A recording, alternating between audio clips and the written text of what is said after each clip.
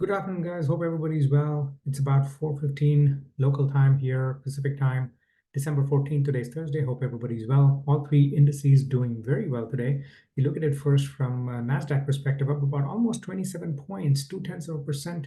And if you look at it from a monthly basis, this, as you know, has moved past a lot of resistances that you would expect, and now getting close to the highs of the. This is actually at the highs of the year already, but now moving even higher, hopefully for all-time highs. So good move by the NASDAQ.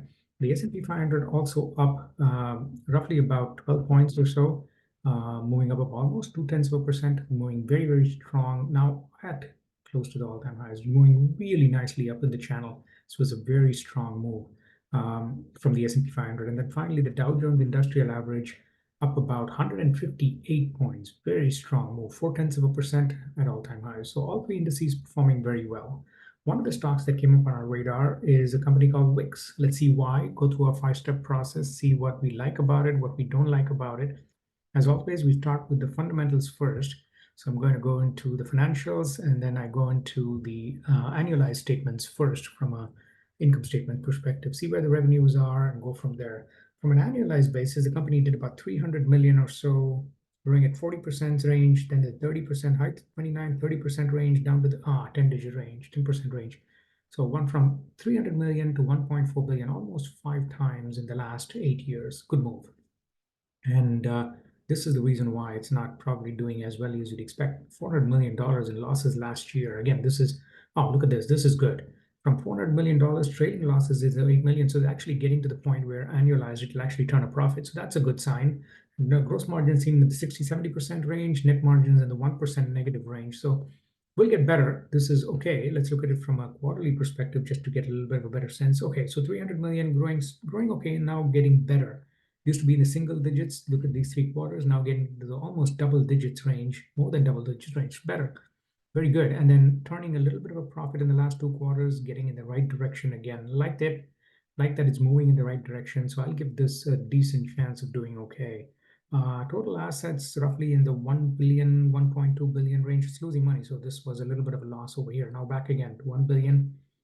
Okay. So net total debt is about nearly 964 million. So this is a lot of debt for a company with only 1 billion. Not a great balance sheet. Good income statement, but not a great balance sheet. I'd ideally like to be able to see the debt to be as low as possible and the cash on hand with current assets to be as high as possible. And then finally, let's look at the ratios.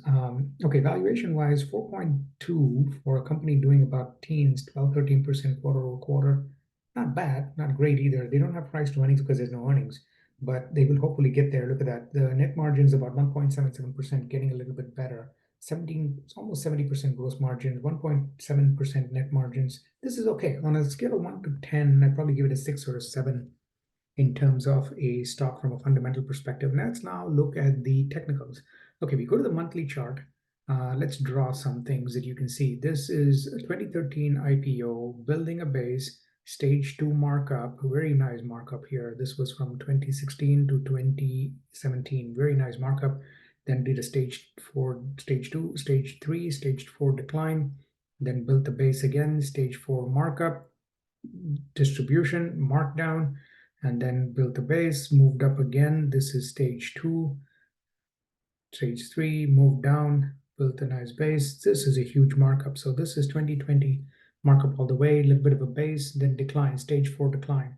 This has been mostly, if you want to call it, maybe a little bit, so on the longer term perspective, you could say very slowly moving up, the higher highs and the higher lows, maybe, but realistically, if you had to put something around it, I'd probably put it as a consolidation base building stage 1 more than a stage 2, but getting a little bit better. So long term, there are 2 things going on. One, it seems like it's building a base, built the base. It has to cross over that base for me to get really excited about it. But on the other hand, it's also on a channel that is slow moving up, probably because it went from a single digit growth now to a double digit growth. So this is a good sign if you look at it from that perspective. So if you look at it from a 12-month perspective, yeah, that's probably the reason why it's showing up. 114 is very close to the 52-week high, so it's getting to the top of its base. So this is a good sign, slow and steady movement all the way from the 56 zone to the 112 zone. So doubled nearly so far in about roughly about a year or so. It's nearly doubled. in its valuation. So on the weekly chart, you can see that it's near the double top, one top, two tops. So not a great sign, but near its 52-week high is probably the reason why it's doing well. So it's at a double top near the weekly. So on the weekly, I'm a little bit concerned it's getting to the top.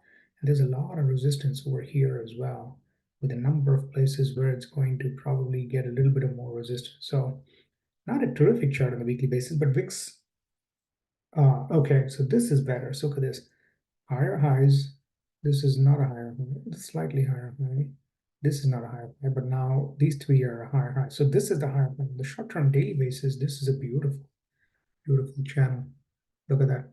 That is terrific. So it's probably getting to the point after earnings where it put in a very, oh yeah, this is after earnings, put in a very good candle, moving higher and up to the right.